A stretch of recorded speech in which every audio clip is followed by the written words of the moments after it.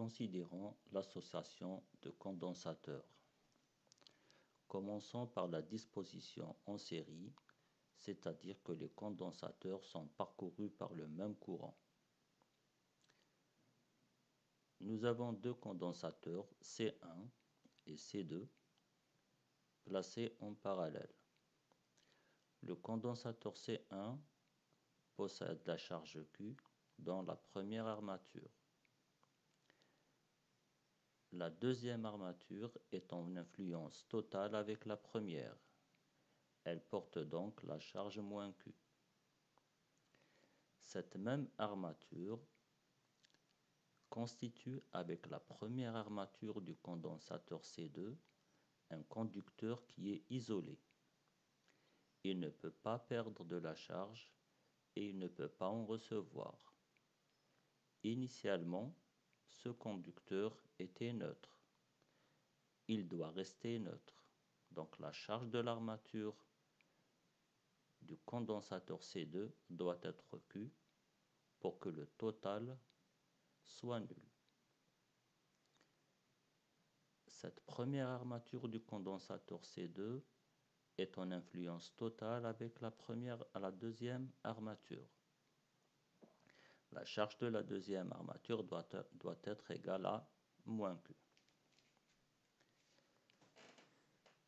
Cette disposition est alors équivalente à un seul condensateur qui porte la charge Q dans l'armature A et la charge moins Q pour l'armature B.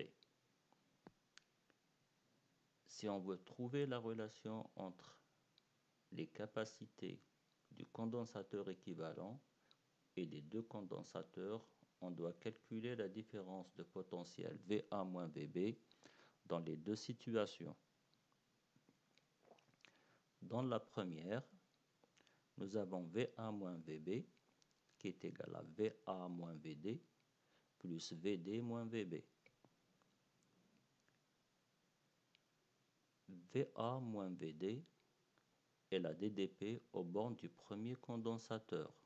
C'est donc Q sur C1. VD moins VB, c'est la DDP aux bornes du deuxième condensateur. C'est donc Q sur C2. Dans le deuxième schéma, VA moins VB est la DDP aux bornes du condensateur équivalent. C'est donc Q sur C équivalent.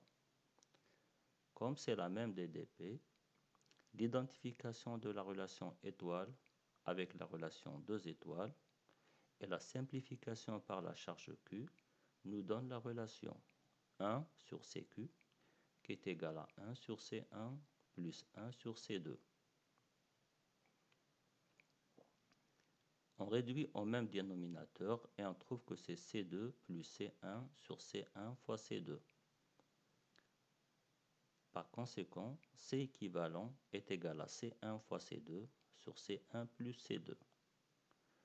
On peut vérifier que cette relation est correcte du point de vue unité. Le produit C1-C2 dans l'unité farad au carré, la somme dans l'unité farad et le rapport donne finalement l'unité farad qui est une unité d'une capacité. Si on a un condensateur en série, la capacité équivalente vérifie la relation 1 sur C équivalent qui est égal à 1 sur C1 plus 1 sur C2, etc. jusqu'à 1 sur Cn. Deux cas particuliers sont particulièrement intéressants. C'est le cas où nous avons des condensateurs identiques en série avec des capacités égales notées C. Dans ce cas, 1 sur C équivalent qui est égal à 1 sur C plus 1 sur C plus 1 sur C jusqu'à N, c'est N sur C. Et donc C équivalent, c'est C sur N. Donc nous avons juste à diviser la capacité d'un seul condensateur par N. Et on voit que la capacité équivalente est plus faible que la capacité d'un seul condensateur. Dans le cas où N est égal à 2, on aura bien sûr C équivalent qui est égal à C sur 2.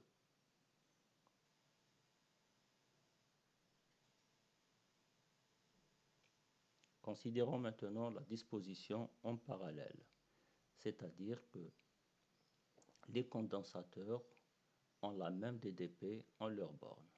Donc voici un condensateur C1 et un condensateur C2 en parallèle. La première armature du condensateur C1 est au potentiel VA et de même pour celle de C2. La deuxième armature du condensateur C1 et la deuxième armature du condensateur C2 sont aussi au même potentiel VB. Donc la différence de potentiel entre les deux condensateurs, c'est la même, VA moins VB. Par contre, les charges ne sont pas les mêmes. Pour le premier condensateur, la charge est Q1. Pour le deuxième condensateur, la charge est Q2.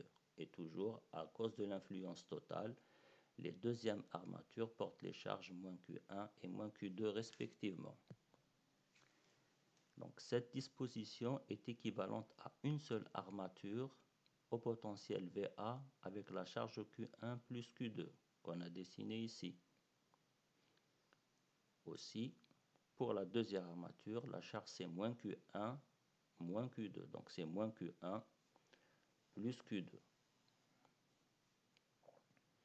C'est le condensateur équivalent. Les potentiels sont VA du côté de A et VB du côté de B. Pour calculer la relation, pour trouver la relation entre la capacité équivalente et C1 et C2, on calcule les charges cette fois-ci. Pour le condensateur C1, Q1 c'est C1 fois VA moins VB. Pardon, ici c'est QA, QB. Ah oui, c'est Q1, Q2. Pardon, donc Q1 c'est C1 fois VA moins VB. Q2 c'est C2 fois VA moins VB. Aussi, pour le condensateur équivalent, la charge c'est Q1 plus Q2. Donc c'est Q1 plus Q2 qui est égal à C équivalent fois VA moins VB. Dans la deuxième relation, dans la relation 2 étoiles, on remplace Q1 et Q2 par les relations étoiles. Donc on a Q1, c'est C1 fois VA moins VB, plus Q2, c'est C2 fois VA moins VB, qui est égal à C équivalent fois VA moins VB. En simplifiant par VA moins VB, on trouve que C équivalent est égal à C1 plus C2. Pour n condensateurs en parallèle, on a C équivalent qui est égal à la somme de toutes les capacités. Le cas des n condensateurs identiques, C1 égale à C2 jusqu'à Cn noté C, C équivalent, c'est n fois la capacité d'un seul condensateur, donc elle est plus grande. Pour n égale à 2, on aura C équivalent qui est égal à 2 fois C.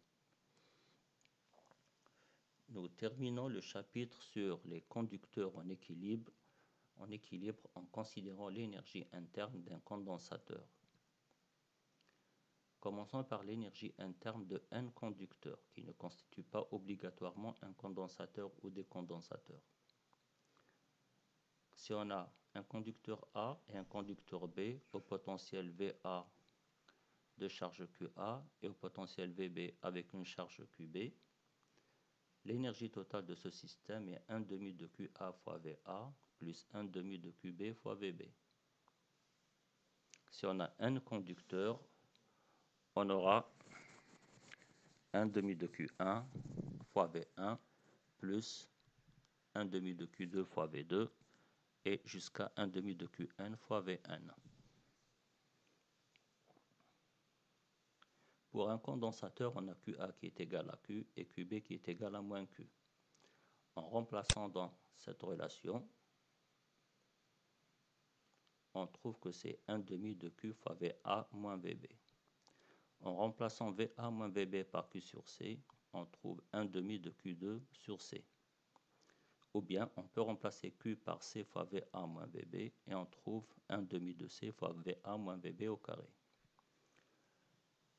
En réalité, la définition exacte de l'énergie interne d'un condensateur c'est l'énergie que l'on récupère lorsqu'on fait deux choses. D'abord, on débranche le condensateur du générateur, puis on court-circuite les deux armatures.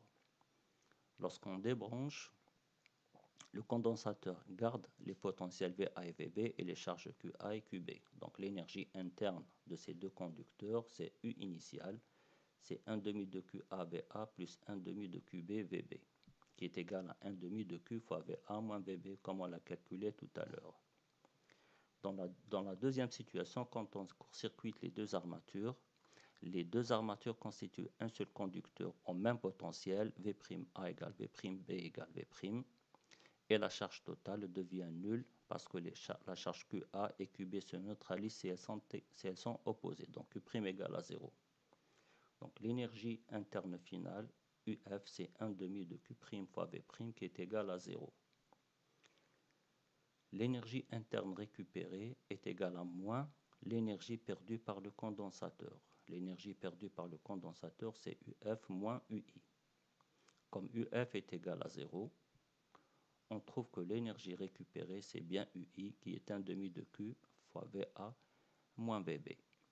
Cette définition exacte permet de retrouver la relation 1 demi de QA fois VA moins VB, même si le condensateur B, ou bien le condensateur A, même si l'armature B ou l'armature A n'était pas initialement neutre.